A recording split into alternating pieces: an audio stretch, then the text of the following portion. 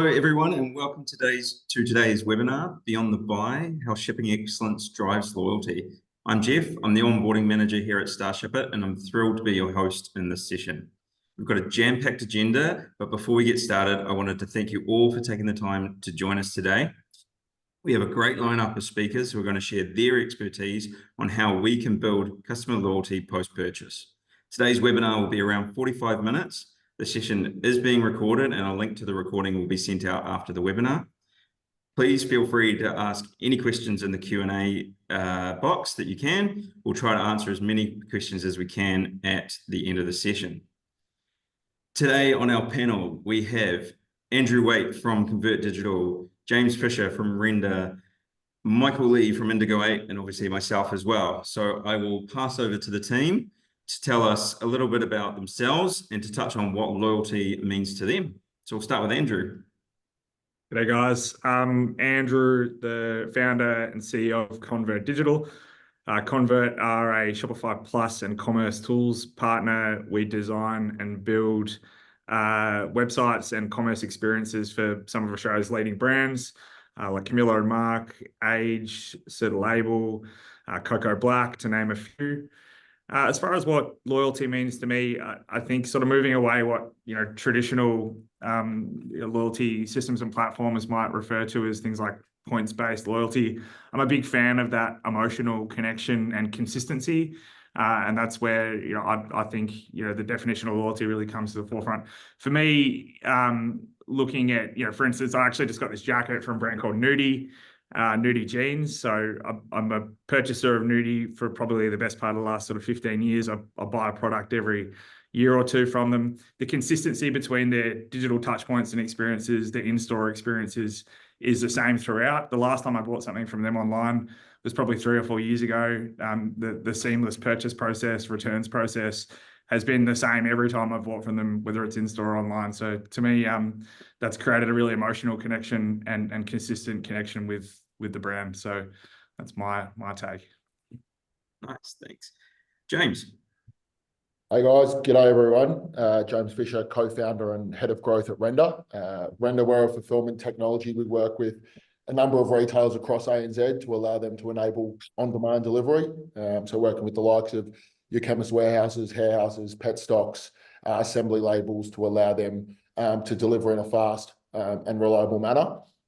In terms of what loyalty means to me, I think loyalty, I envision it as an experience that is consistent, that is personalized. It's creating an environment and a community where the customer feels valued along the whole experience. So when I look at the loyalty side of things, I'm looking at things like emails, notifications, tracking, ensuring that the customer feels valued and taken on a journey that actually factors in their historical experience with that brand, which makes them obviously keep coming back for more and repeat purchase at that brand. Nice, thanks James. Michael Lee. Hello, I am Michael Lee from Indigo8 Solutions. We offer warehousing software and we really support everything from purchase orders, sales order creation, anything you can be doing with the journey of a product right until shipping. Loyalty to me, I'm going to be really consistent and I'm going to repeat exactly what James and Andrew have said. It's consistency. It's consistency in the experience. It's consistency in delivering on time, delivering in full, and consistently achieving deadlines that we should be meeting in the warehouse. Cool. Thanks, Michael Lee. So today we're going to discuss the role that checkout and delivery experience play in customer loyalty. Now, research shows that it can cost anywhere from between 5 and 25 times more to gain a new customer than an existing one. So this makes loyalty not just a buzzword, but in all reality, a crucial strategy for growing your business. But why? Because repeat customers are not only more likely to spend, but they're also more likely to become brand advocates. Just like Andrew was touching on there, he's very much an advocate for, I can't remember the name of it, sorry Andrew, where you bought your jacket from. I remember that part. Nudie jeans. Nudie jeans, that's right. But also, he's sharing his positive experiences and with not only his friends, but, people like ourselves and their family as well. So how can online retailers enhance experience? It starts with understanding what customers truly value. And according to an IBM study, the quality of the post-purchase experience, especially the delivery journey, has the greatest impact on whether a customer decides to make a repeat purchase or not. So in today's session, we'll explore some strategies for building loyalty throughout the customer's post-purchase journey. So I guess my first question to this team is, what shipping options do customers expect today, and how can brands meet those expectations? James, I'll start with you on this one. Yeah, good question. And I think it's as relevant as ever in the landscape we're in today from a retail standpoint. I think customers have been familiar with your options of your standard, your express.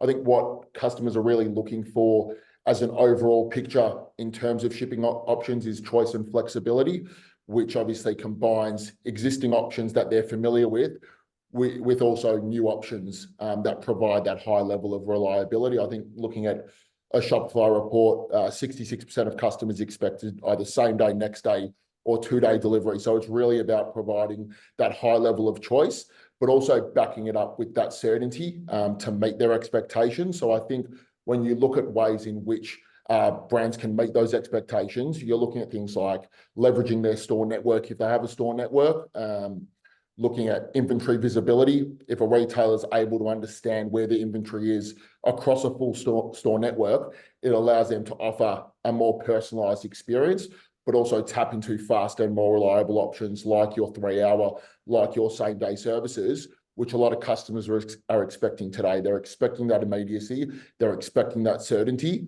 I think in addition to that, other ways brands can meet those expectations is ensuring that the whole delivery experience, they keep that customer informed along the journey. So looking at things like obviously tracking and comms along the journey to ensure that certainty is there. And the last part is the marketing of the service. I think retailers, what they normally do is they just provide blanket marketing around their standard express options, whether it's a free standard, free express. I think with delivery options and newer delivery options like your fast and same day options, marketing is imperative to ensure that customers are converting and looking at also key categories where that marketing can be powerful. So looking at the likes of even pharmacy, pet supplies, where immediacy is key, and educating that customer on that to ensure that obviously they're meeting the expectations. Yeah, I suppose that also you touched on it just at the end there, and I mentioned it before, understanding what your customers truly value, and especially when you go into those verticals like chemists or pet supplies, it can be that immediacy because dog or a family member might be sick and they might not be able to get out of the house to go and get it. So you really hit the nail on the head there. I think from my point of view, if I just wanted to add something in as well, I think just that visibility around those transit times as well, I think is a highly important thing. And now more so than ever, carriers are able to give you estimates, but being able to translate those estimates to your customers as well, to let them know and to manage expectations to a degree as well. I know, international shipping is obviously going to take longer, and same can be said for cross country between, say, Brisbane and Perth in Australia, but managing those expectations to see and understand how long it might take to get there is a highly valued point from customers. And from my experience, I know I've had my expectations set of a delivery from a retailer I bought from, but actually the delivery came in 2 days, and instead of 5 days that they told me. So by far and away, they exceeded my expectations in that delivery time frame, and have made me, more so actually my wife, a loyal customer to them, because we know that if we buy something, we can get it quickly and not have to pay a premium for their express delivery at the same time.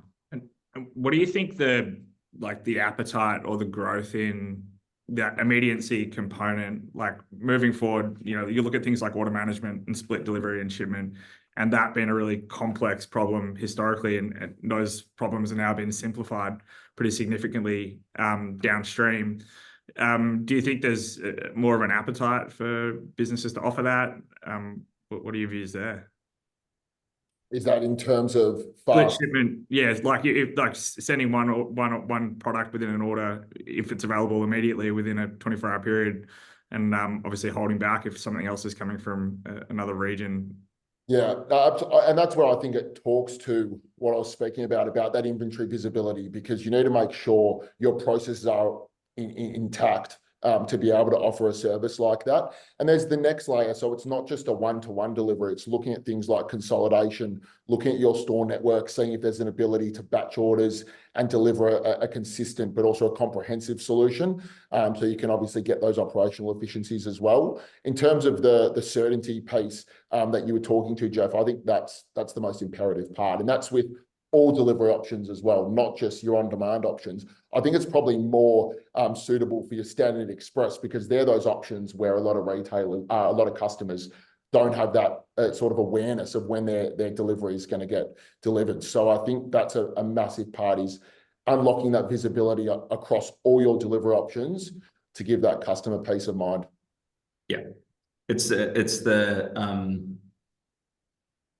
the effect that we've had from technology, I think, over time, like in the last 10 years, right? Like your perceptions as a consumer have changed because the technology has changed to enable that. And I know we'll probably touch on this a little bit later, James, but with Rendr now showing like live tracking as an example, as a consumer, you're not going, oh, it's coming in 3 hours. You can literally see it's coming. So from a psychological point of view, you're not worried about when it's coming. It's more, it is coming, and I know it's on its way, and it's just a visual thing. But your psychological impact that has is really telling, especially for consumers. Absolutely. Okay, another question for the group then. How can the checkout be optimized for higher conversions? I might start with you here, Andrew. Yeah. I think I'll talk to Shopify, given no doubt a chunk of the attendees are likely in the Shopify ecosystem. And obviously we work with Shopify at a really close level. So a couple of years ago, Shopify introduced what's called checkout extensibility. Historically, Shopify's checkout was really closed. And sort of as of August this year, all brands were required to move and upgrade to this sort of new checkout, or ways of working on checkout. What this allows people to do is get full control or access to checkout. So it becomes really powerful when you start to talk about, checkout optimization and conversion optimization within the checkout. So think things like integration with third-party loyalty systems, more control over delivery options and payment options, integration with third-party gift card systems, all that sort of stuff. Typically, some of these things do require a level of code or knowledge. We've built an application on the Convert Digital side called Checkout Components via our business called Rendr, which is in the Shopify App Store, and it gives merchants that full control over components that they can manage themselves without a developer within the checkout.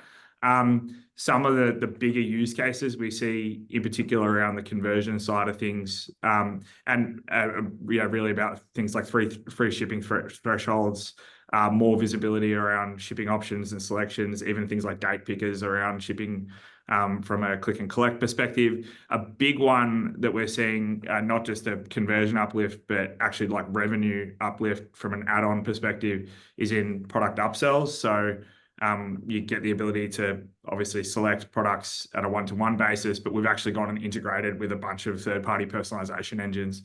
So you can use your search and merch platform. So that might be a SearchSpring, Nosto, Algolia, whatever it is, and take what you're already integrated with on the front end sort of collection or product layer, and use those same upsells and logic within the checkout. So all those product upsells are all personalized. So with that, we're seeing sort of anywhere from 5K to 90K additional rev per month. Obviously on top of what they're seeing from a checkout perspective, and the upsell conversion rates at like sort of 3.65%, which is pretty impressive. I think those are some sort of key elements outside of your sort of standardized trust messaging and that sort of stuff. And is that sort of thing like easy to pick up from a retailer's perspective? Like imagine if I was a you know, a Shopify seller and my website's only been live for 6 months, a year or something like that, is it an easy thing to understand and put in place? It's in the app, or this app that I'm referring to, Checkout Components, is in the Shopify App Store. So it's like turnkey, don't need a dev. And there's a number of apps. I think like I'd have to get the exact number of apps that have been built around checkout extensibility. But the goal here of sort of both us as an agency and Shopify as a platform is to enable customers more control without the need of development or code. Certainly the more complex pieces become, you know, integrations with third parties, but even more of those are becoming turnkey, as I mentioned. We've built some of them sort of out of the box as part of our process, and we'll continue to expand on that. Nice. James, did you have anything you wanted to add there? I think from our side, and it actually talks to what we were speaking about before, and some of those checkout capabilities that you can put in, we activate it through our Shopify plugins, or all our e-commerce plugins have the ability for this, is the actual get it by time for our delivery options. So we're tapping into things like opening hours, cutoff times, to provide that customer with a reliable get it by time. So order by 12 p.m, get it by 5 p.m, and it's all automated off the back of their opening out, the retailer's opening hours and cutoff times, and that then provides that customer with that extreme level of certainty to go out and check out. From a recent study we've done with Serve the Label, they were seeing a 40% increase in average order value through their same day option, and that's really off the back of customers already paying for standard or express. Look at the average order value of high-end fashion retailers. Customers are paying upwards of $300, $400 plus. So to get it delivered that day, but also have the certainty of knowing when it will be delivered by, is a really powerful proposition and really attractive for customers. And we find by providing the customer, which we'll touch on a bit later, from obviously tracking and comms, but also even as small as a get it by time, which can be hidden under sort of your standard shipping or express shipping. If you can have a same day delivery option or a 3-hour delivery option with a certain get it by time that the customer can then obviously have confidence in, it goes a long way to obviously increasing metrics like conversion, but also average order value, average basket size, knowing the order will be delivered with convenience. Yeah, it's amazing how much you know, it's just changed the landscape over the last even 5 years or so. I remember reading a study by Statista, and it's something like 24% of customers will abandon their cart because shipping is too slow. So by giving them options, like you say, whether it be same day and, you know, that certainty, you're mitigating that risk, I think, as much as possible. I think there's like the little things in checkout too, right? The customers like to see just like validation of shipping address, like just those little quick wins. And it's like, okay, I know this is going to get to where I want it to get to, because I might live in a really complex apartment building. Like, you know, what other assurances do I need to add in around that to be able to support the fulfillment provider and just give customer the guarantee that it's going to arrive where I want it and when I want it. Yeah, and that comes back to the loyalty piece, which is what we touch on, what loyalty means to us. If you can really personalize that experience for the customer, it makes them feel valued, and then obviously makes them come back for more. And that's where your repeat purchases really kick in. Yeah, definitely. It's funny you mentioned that, Andrew. My address used to not exist on Google Maps, so it didn't come up on any of those things. So I know exactly what you're talking about. We just moved into a subdivision, and same thing. Like the titles only got released like 2 months ago or whatever. A bunch of people must be like looking at some old databases. It's like I've got to go manually recode on a bunch of websites, and it is like it's a blocker, right? Like especially if I'm on my phone, it's 10 o'clock at night, I'm on the couch, and I can't easily make those changes. It's gonna, then I'm delaying that purchase to tomorrow, then I might just forget about it altogether because I've been served it by some Instagram ad. So yeah, it's a quick way to capture the transaction. Yeah, and I suppose ability to make the change, because I was working with a retailer recently, and they actually, there was something blocking them on their Shopify side with PO boxes, and they just couldn't make an adjustment at all. And I don't know for sure, but I would imagine they would have been losing customers. Like it wasn't picking up the PO box address, it wasn't changing anything, and therefore it wasn't returning a shipping rate to them, because they couldn't see it. So that just in general as like an address validation was losing them customers. Cool. Right, this is probably one a little bit more for you, Michael Lee. So how can warehouse teams prepare to process higher volume orders and faster in the lead up to peak season? We should always be talking about peak. That is the biggest lesson that I have ever learned, that when you're in peak, talk about peak. As soon as you come out of peak, talk about peak, and treat every day as if you're going to be peak trading. Because in principle, nothing should change with how you work. It's only the volume that's increased. So the big question you should be asking yourself are, what is the volume expected to be?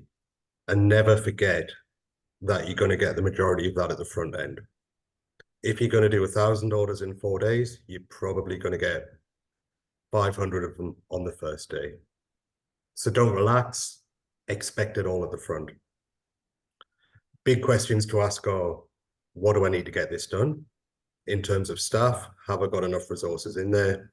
Do I need to raise a flag and get in touch with the head office team and ask if they can come down and do a couple of hours just to get us through that initial burst? Do I need to go out and get an agency? And have I recruited enough casual staff in advance?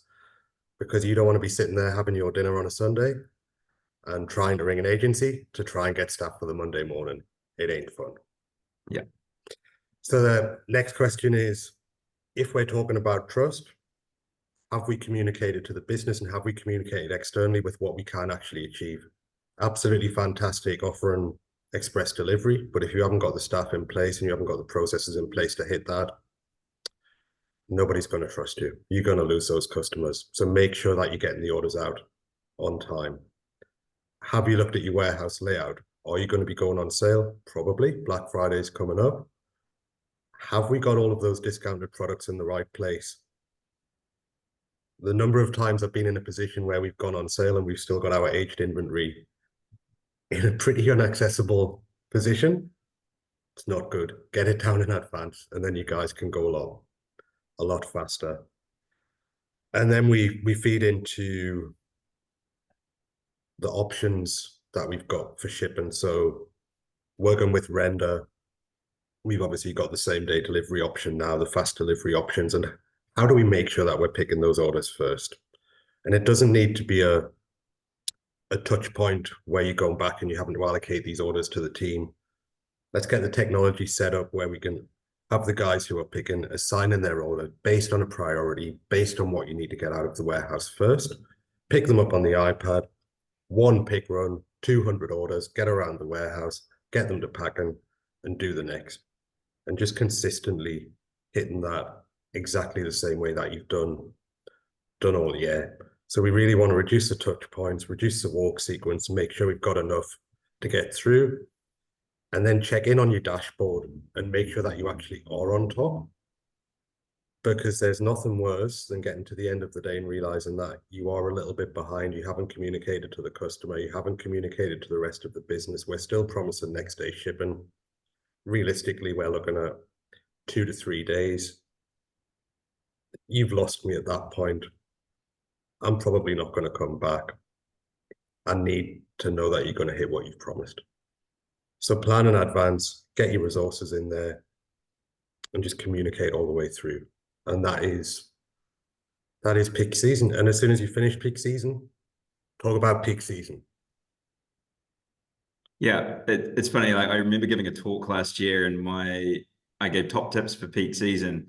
And tip number 5 of the 5 was plan for the next peak season during peak season. Like note down what's worked, what hasn't worked, and then try to make changes for the next year so it is a seamless process all the way through. And I think you touched on it there as well around like temp staff or getting head office staff and things like that.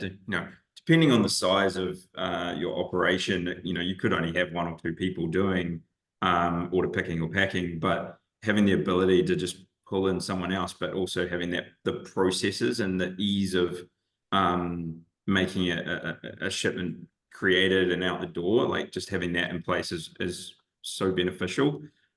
Just so you can pass on, whether it be a quick, like, this is how you do it, or a document that says, this is how you do it, you know, just having that and the ability to expand on demand, I think is a really key aspect to it, because Absolutely 100% agree with you.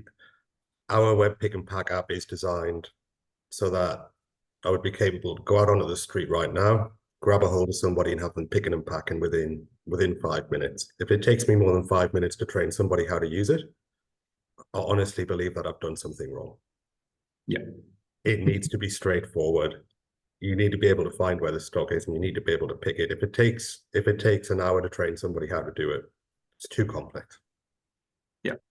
And I know it's something like retailers at the moment are speaking of, funnily enough, and this is not pre-planned by any stretch of the imagination. I was on a call with Superette this morning, so a retailer here in New Zealand, and we were literally talking about this kind of thing. And Michael, you touched on it before, their visibility of like what's been shipped versus what hasn't been shipped.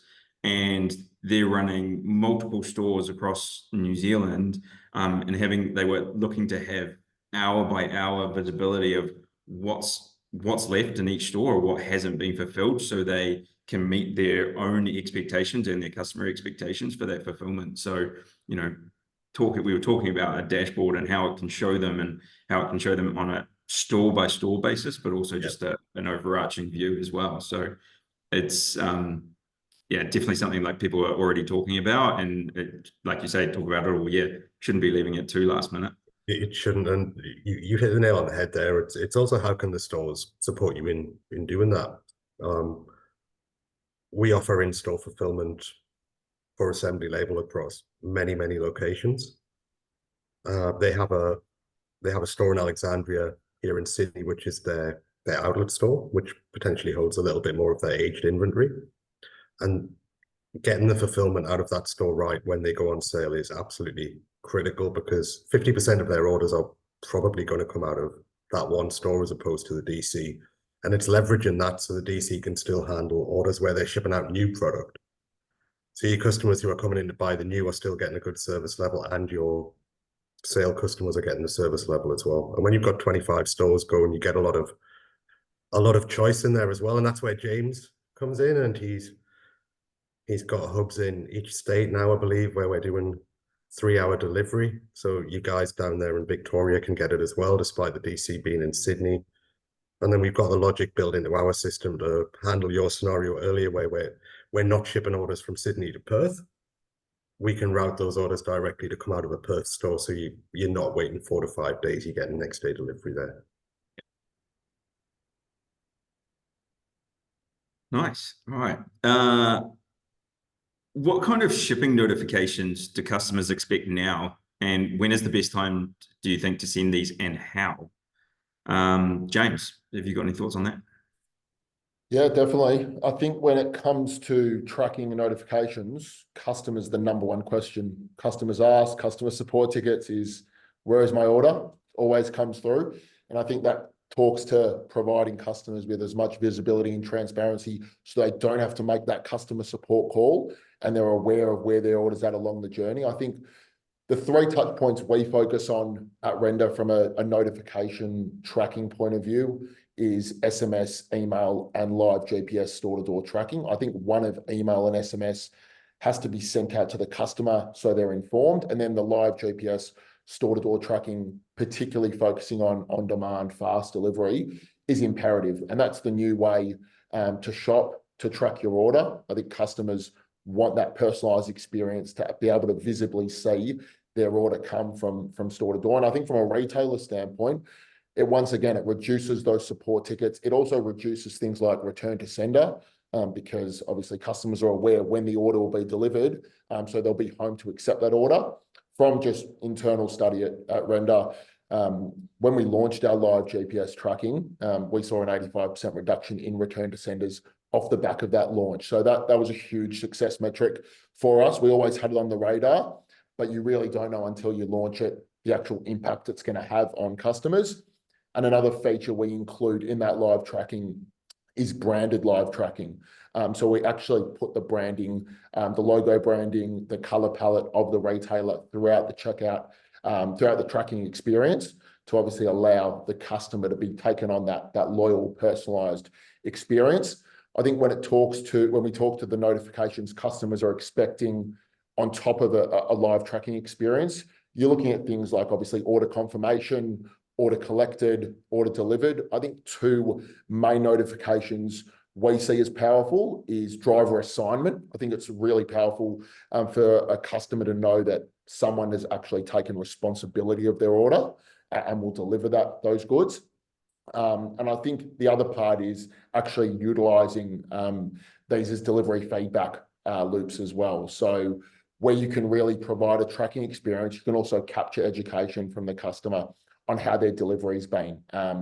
We found, I think it was an Australia Post report, 74% of customers found real-time tracking to be really important and a really strong part of their experience and really important for their shopping experience. So, because what it does do is it doesn't just give that customer the ability to track their order, it actually gives the customer the ability to interact with the retailer, but also provide education to that retailer to make informed decisions and make future deliveries that 1%, 5%, 10% better. So yeah. I think on top of that, it's just worth adding, outside of the shipping notification emails, just like worth reviewing all the other post order notifications that are part of that journey or part of that stack. So that could be post-purchase review, some sort of post-purchase loyalty message.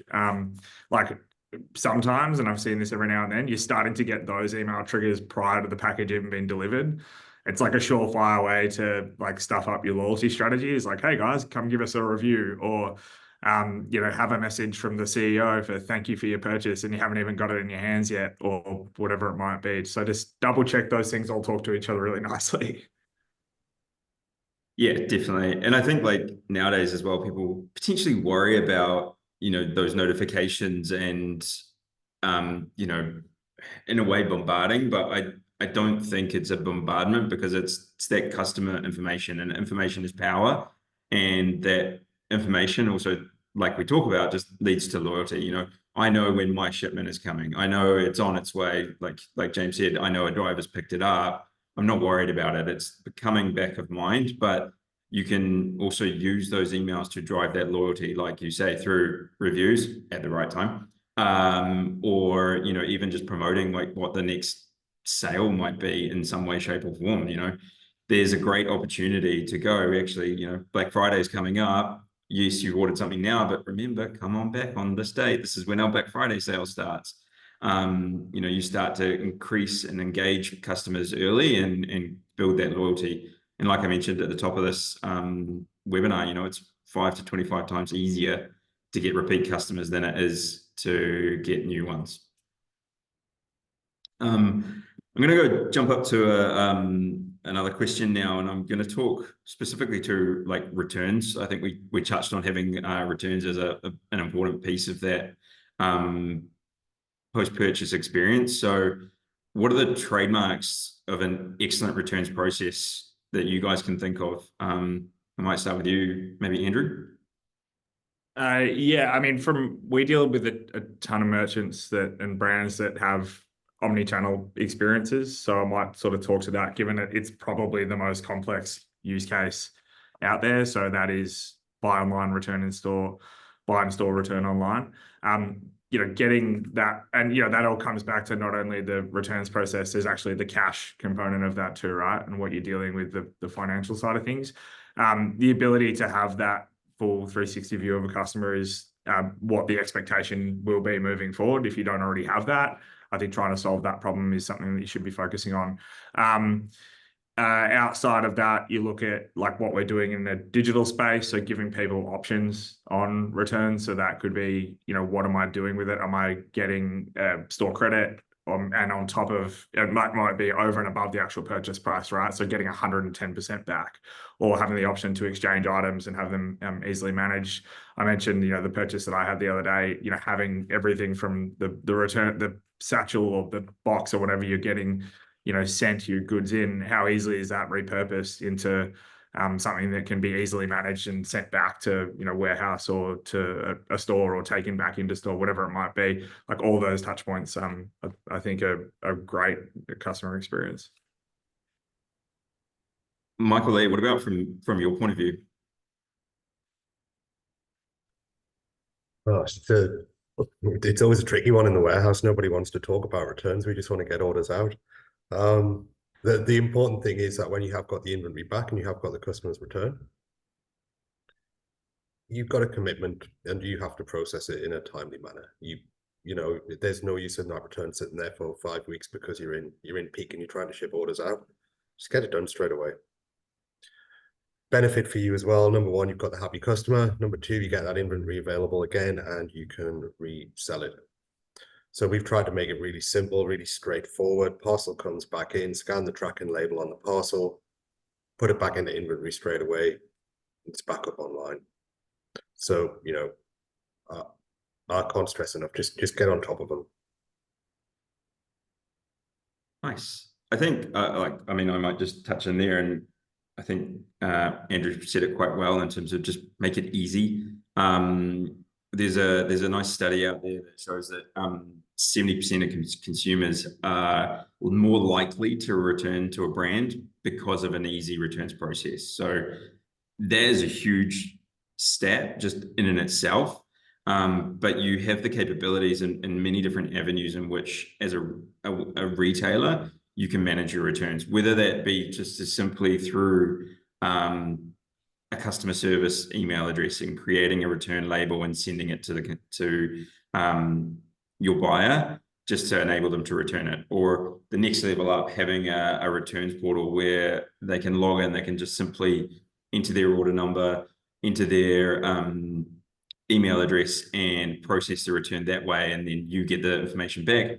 Then you get the product back in itself, or the really high level one, you actually send a return label out with the outbound goods, and then it's on the consumer to send the return back. And there's many different elements and many different ways that retailers, depending on size, turnover, and like the amount of returns they're actually going to get, that they can tackle. So don't fear it, I think, is probably a really good way to put it, because it's not that scary.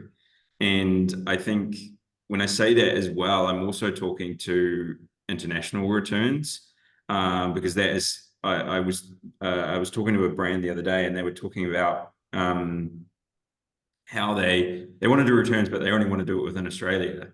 And I queried why. And their main driver was like, oh, I'm a bit worried about like my customers returning it, because it's gonna, paperwork's gonna be difficult. And I said, well, you can automate the paperwork. I work with a company based in Iceland. They sell like woolen clothing and that sort of thing, and they only do international returns purely because most of their customers either buy in store when they're visiting Iceland, or they buy online. But they manage that whole process online.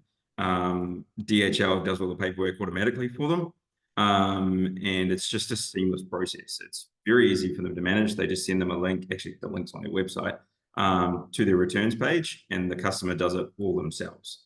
And I think that's the biggest, I suppose, piece of advice that I can give to people. Don't fear it, lean into it. It's what customers are expecting now, and it is really, truly what drives loyalty. I'm sure, like, I know I'm not a huge shopper, but my wife kind of is. So I know she buys everything based on what their returns policy is. It's one of the first things she looks at. And I'm sure she's not the only one that does that out there as well. That international point's like a really big one, right? Because like a lot of brands that we're discussing in particular, with the current economic climate, is like the size of the pie isn't getting any bigger. So it's like you're either looking at new verticals or product lines, or new regions. So international is like a really hot topic. So we work with a number of sort of third parties that have really simple enablement strategies for international. So like Globally, for instance, whereby you can quickly move into new markets, get all that compliance stuff around like tax considerations and all that covered pretty much right away. But not only that, like all the way through to that operational component of returns, whereby like they'll handle all of that stuff for you. So for those who, you know, have an appetite to move into those markets in a really, you know, quick and easy way, it's certainly a consideration. Yeah, definitely. All right, I'm just conscious of time, so we'll fire through the last couple of questions just kind of on one-on-one basis. So, Michael, this one's for you. I'm going to ask, what quick win strategies can fashion retailers implement to streamline shipping during peak season without sacrificing quality? Just get your resources right in the warehouse. And another strategy as well is it's just that transparency in the communication. You want a quick win, you want to keep the customer happy. Be transparent about how long it is going to take you to ship the order out. Nice. And like you say, you talked on resources, right? I was in the warehouse the other day for a retailer here in New Zealand, and literally hand wrapping everything with a tissue paper. And my first question to them was, does that go out the window at Christmas time? And they said, no, we just get more people in. So it's very simple. Like that's the epitome of not sacrificing quality for that peak season. James, what can retailers implement to manage customer expectations around shipping times during the peak season? Yeah, well, I think we've spoken about some of these strategies and initiatives that retailers can implement. I think first one from a certainty visibility point of view is that tracking experience, whether it's tapping into standard express, same day, fast delivery, really ensuring that tracking experience does put the customer at the forefront. So if we're focusing on obviously what we do best at Rendr, which is on-demand delivery, we're looking at that GPS store-to-door tracking, so customers can really be made aware, but also be taken on a personalized experience, so that they feel valued and they're going to keep coming back to that experience, tell their friends about that experience as well. I think from a shipping option point of view on checkout, I think making those clear and concise is imperative. So providing that choice and flexibility, but also ensuring that when the customer does hit checkout and they see their options, they're aware of those options and when those options are going to be delivered by. Because the worst part is obviously seeing just a generic shipping option, selecting that, and then being left in the dark of where that order is. And then I think the last one is the inventory accuracy. I think talking to Michael Lee and the guys at Indigo8, just from experience at Rendr with a number of even your high-end fashion retailers, we started initially fulfilling out of their warehouse because that's where the inventory visibility is at its fullest.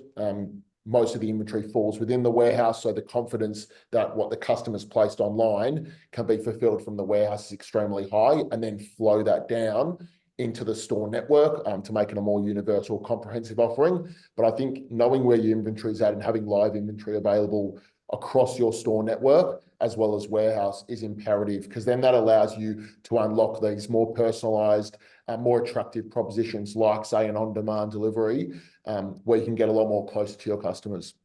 I think you're right, James. I think it's a quick win as well, because you've got your inventory accuracy in store. You can offer your Perth customer a 3-hour delivery, which you might not be able to do if you haven't got that open. And you can also put click and collect on, which is always a handy little feature when you've gone past that Australia Post cutoff, which is exactly the same as your same day offering. That's it. And click and collect on demand, they're extremely similar. If you have the capability to offer a click and collect service, you're more likely able to then turn on a service like on demand. Then you can trade for longer. Absolutely. No cutoff times in Exactly. time Christmas Day. Nice. And finally, Andrew, looking ahead, I suppose, what emerging innovations and trends do you see in checkout, shipping, fulfillment? Do you think that are going to impact customer loyalty over the next 3 to 5 years? I think I've covered off the omni-channel and the international stuff, so I'll kind of go out there and sort of maybe talk to the data side of things. I think brands will be looking for anything for a data acquisition strategy. So looking at things like loyalty programs that will incentivize a customer to subscribe and get access to free shipping, or get access to better shipping delivery methods at, you know, zero cost or a lower cost, is going to be a part of it. I think, you know, a push into more subscription-based services where if I am subscribing, I'm getting that free shipping method versus that one-off purchase. Yeah, I think a big play into the data side of things, given the cost of acquisition at the moment is through the roof. So people will do anything to sort of hold that customer from a loyalty perspective. Cool. Thanks very much. Well, there is time. We have run a couple of minutes over, but as I mentioned at the top of the webinar, this has been recorded. So if anyone wants to, it'll be sent out to everyone afterwards as well. On the screen there, you've got QR codes to all of our websites, so you can come and have a look and see a little bit more information about what it is we do, how it is we help, and reach out to us in any way, shape, or form, and we'll be more than willing to lend anyone a hand. So thank you very much for you guys for being with me on this webinar today. Andrew, James, and Michael Lee, and to our guests as well.